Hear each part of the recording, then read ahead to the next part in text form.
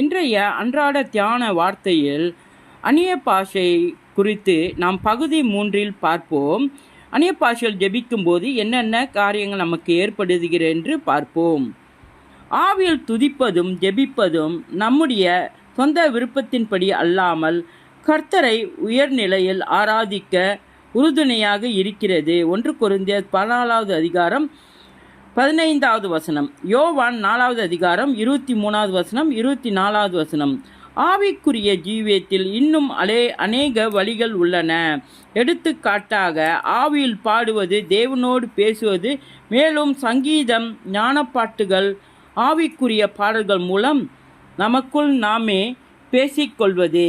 ஆனால் இப்பொழுதே நம் ஆவியின் ராஜ்யத்தை உற்சாகமாக இருக்க அந்நிய பாஷையில் ஜெபிக்க ஆரம்பிக்க வேண்டும். 1 கொரிந்தியர் 14வது அதிகாரம் 15வது வசனம், அப்போஸ்தலர் 13வது அதிகாரம் 2வது வசனம், எபேசியர் 5வது அதிகாரம் 19வது வசனம். இது பகுதி 3 அந்நிய பாஷை குறித்து நாம் பார்த்திருக்கிறோம். இயேசுவின் நாமத்தில்.